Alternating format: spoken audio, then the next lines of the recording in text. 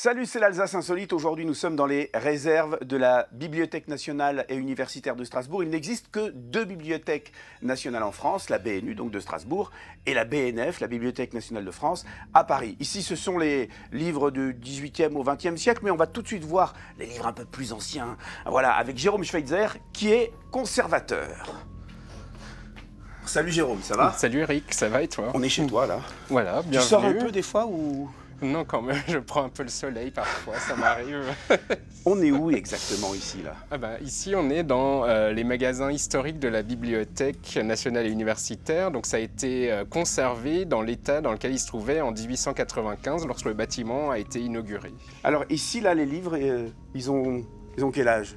Donc ici, c'est des livres qui ont essentiellement entre 500 et 300 ans à peu près.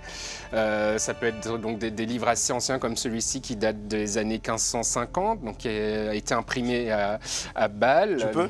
Oui, je t'en prie. C'est une histoire de Pline, donc des textes typiques de l'humanisme.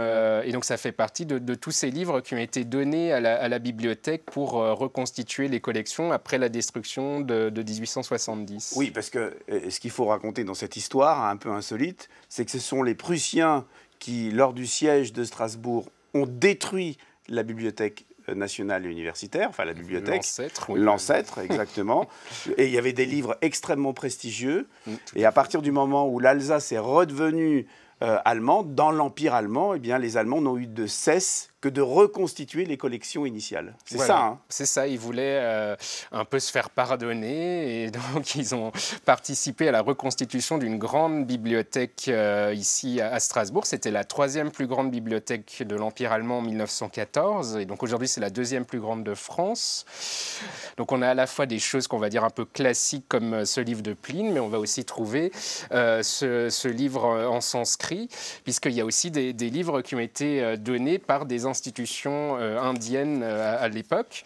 Au total, il y a combien de kilomètres de rayonnage ici? Et donc, au total, on a 70 kilomètres de rayonnage, donc avec autour de 3,5 millions de documents qui sont conservés par la BNU. Alors, il y a une autre particularité ici. Rien n'a changé depuis l'inauguration de la Bibliothèque nationale de Strasbourg, notamment ces rayonnages qui sont... Ça, c'est... Elsassisch Qualität, non? C'est ça, puisque c'est une société qui s'appelait Lippmann, donc qui était basée dans la région, qui a mis au point ces rayonnages, qui étaient assez révolutionnaires pour l'époque, parce que ça permettait d'adapter avec ce système de crénelé, voilà, à la hauteur des livres, puisqu'à ce moment-là, on rangeait par rapport à la hauteur, avec les plus grands en bas et les plus petits en haut. Et c'est quelque chose qui ensuite s'est répandu dans l'Empire allemand, donc la Staatsbibliothèque de Berlin qui est inaugurée en 1913 et équipée du même système d'étagères que la BNU. Il paraît qu'au bout des 70 km de rayonnage, tu nous as réservé une petite surprise. Tu nous le montres? Allons-y. Allez, on y va. On y va. Par ici. Oh là, on est où là?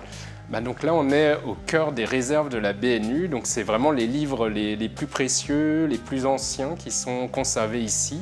Incroyable. Donc à la fois des incunables, donc les premiers livres imprimés. Incunables, c'est les livres avant 1500. Hein. C'est ça. C'est des trésors. Des trésors. On est dans la salle des trésors de la BNU. Tout à fait. Et donc parmi ces trésors, l'un des plus beaux, c'est sans doute cette édition de La Nef des Fous, qui date donc de 1499. La Nef des Fous, de Sébastien Brandt. Tout à fait. Donc là, on est sur une première édition. On est sur les premières éditions. Je peux oui, je t'en prie, vas-y. Quel cadeau. Quel cadeau, moi qui... C'est un livre très important pour les Alsaciens. C'est un livre, oui, qui est vraiment un emblème de l'histoire de l'Alsace et du rôle qu'a pu jouer Strasbourg dans l'humanisme rhénan. Ça, c'est un best-seller de l'Alsace parce que son auteur, qui est donc docteur, Sébastien Brandt, est un Alsacien. Docteur en droit, hein. Docteur en droit, pas de... Il est docteur en droit. Et alors, évidemment, dans ce livre, il y a qui dénonce en fait toutes les folies de l'époque. C'est ça la Nef des Fous. Oui, c'est ça, la Nef finalement. des Fous, c'est un peu pour se remettre en question, se moquer des travers de la société de l'époque. Et en plus, donc là, c'est un exemplaire vraiment exceptionnel, puisque toutes les gravures portent des couleurs qui sont encore dans un très bon état de conservation. Et donc, ça fait vraiment partie de l'édition limitée de cette édition qui était déjà relativement rare. Donc ça veut dire que déjà pour l'époque, ce livre-là, il faut bien s'imaginer que la valeur d'un tel livre, c'était phénoménal. Effectivement, c'est des centaines d'heures de travail et donc c'était vraiment une publication de luxe. Merci vraiment de nous avoir présenté ces trésors qui sont accessibles donc à tous. Voilà, avec plaisir. Et qui appartiennent à tous. Et si tu es d'accord, tu me laisses encore un peu consulter le... Ah ben oui, je t'en prie. Le Sébastien Brandt, la Nef des Fous. Bon. Là, j'ai beaucoup d'émotions. Je continue, hein, tu es d'accord? Bien sûr, vas-y. Magnifique.